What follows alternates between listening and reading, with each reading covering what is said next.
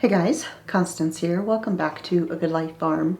So today I'm sharing a recipe with you, and this is something that I actually was kind of working on a couple of weeks ago and sort of experimented a little bit, and I did film while I was making it, but then I realized that I didn't film the whole process, and so after I had kind of tweaked the recipe and gotten it just the way I liked it, I went ahead and I made it again, and I filmed the rest of the process.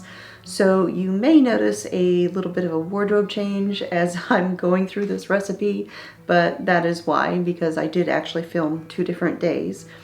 So the recipe that I'm sharing with you is called Hamantaschen, and Hamantaschen is a type of cookie that it's kind of like a sugar cookie, not too terribly sweet, but they are shaped into little triangles, and then they have a filling in them.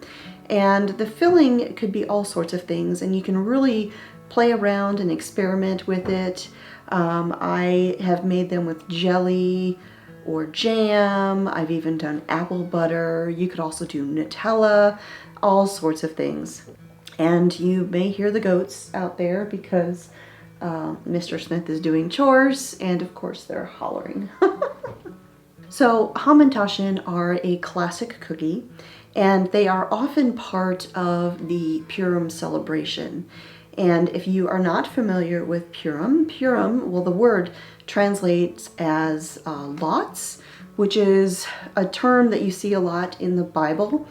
And it was a way of choosing something randomly. And it's very similar to rolling the dice or drawing straws or something along those lines. And the holiday of Purim goes back to the time that the people of Israel were in Babylonian captivity under the king. I forget what the Hebrew name was, but the more well-known version is Xerxes. He was the Babylonian king, and there was a man who worked for him named Haman, and Haman absolutely hated the Israelites, the Hebrew people, partly because they wouldn't bow to him, but he absolutely hated them, and he wanted them all to die. And so he devised this evil plan to exterminate them, and he tricked the king into making a law that would allow Haman to have them all killed. But what Haman didn't realize was that Xerxes, the king's wife, his favorite wife, because, you know, back then they had multiple wives, but his favorite wife, named Esther, was an Israelite. And so Esther, at the encouragement of her uncle, was able to approach the king and was able to earn his favor and was able to save her people. And so Haman's evil plan actually turned on him. He ended up being executed because he had tricked the king, and the king was angry, and ultimately the people were saved. Haman was foiled, and so ever since it has been a celebration of the time that the Israelites, the Jews, were able to survive an evil plot to wipe them off the face of the earth. And the tradition is that, and nobody knows really if it's true or not, but it kind of became the tradition, that Haman wore a triangular shaped hat, or that he had triangular pointy ears. And so that became part of the tradition that they made these cookies in the shape of triangles, kind of to mock Haman. And so these triangular Hamantaschen cookies are made for Purim as part of the celebration. People make them to enjoy or to give to friends. Another part of the celebration of Purim is reading the story of Queen Esther from the Bible. Often there will be children's plays and they will act out the entire thing. And people will make donations to charities and just do kind acts as part of the celebration. And so that's a little bit of the story behind what Hamantaschen are. And so now I'm going to share the recipe with all of you. So the first thing that you're going to do is you're going to combine the dry ingredients in a bowl, and that is 3 cups of all-purpose flour, 1 teaspoon of baking powder,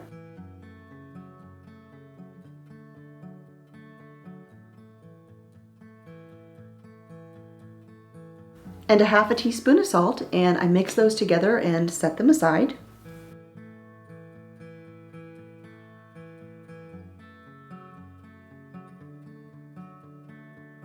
And then in the mixing bowl, I combine 2 sticks or 1 cup of unsalted room temperature butter and 1 cup of sugar. And I beat those together until they are nice and fluffy and airy.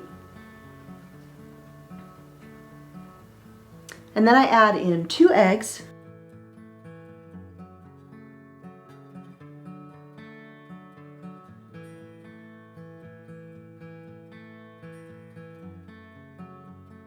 two teaspoons of vanilla extract along with a tablespoon of fresh lemon zest.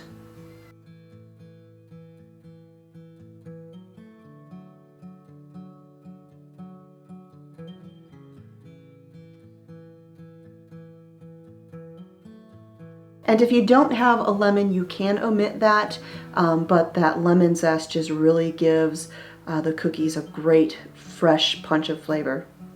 Then I take half of the flour mixture and I add it into that creamed mixture and mix it all in.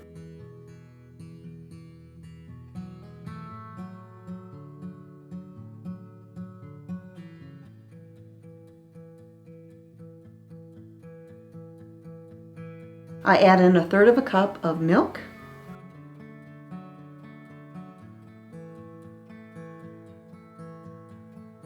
And then the remaining portion of the dry ingredients.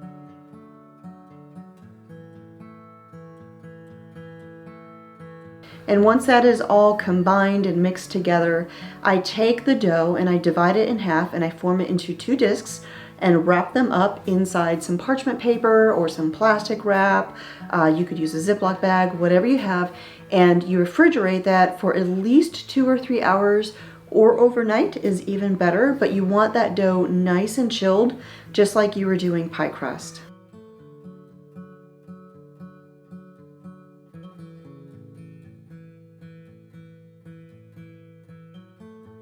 And then when it comes time to make the cookies, you want to preheat your oven to 350 degrees. And then you're going to roll the cookie dough out onto a nice floured surface with your rolling pin.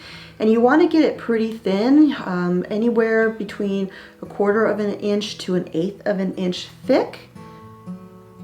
And then you cut the dough into little circles with a biscuit cutter or a glass if you don't have one. Place the circles on a baking sheet that's lined with some parchment paper, and then you want to put in the filling. And you want to use about a teaspoon or so of filling and put that in the center of each circle of cookie dough. And again, you can use your favorite jelly or jam.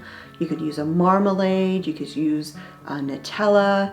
The day that I made these, I used blackberry jelly, watermelon jelly, apricot jam, and I used apple butter.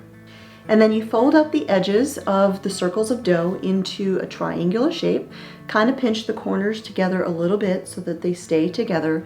And then you want to bake them for 12 to 14 minutes or so until the cookies are ever so slightly golden around the edges. And then I transfer them to a rack to cool, and I repeat that process with all of the dough. And that is it. That is how you make the Hamantaschen cookies. And you don't have to celebrate Purim to enjoy these. These cookies could be made any time of the year by anybody. They are just really good cookies. But Everybody loves these cookies, and like I said, you can use all sorts of different kinds of fillings in there. Ooh, I bet lemon curd would be really good too. That sounds really good. I love lemon things. If you would like to make this recipe, there is a printable version of it on my website, and I will put a link to that down below. So thanks for joining me here again in the Homestead Kitchen. My name is Constance at A Good Life Farm, and I will talk to you all next time.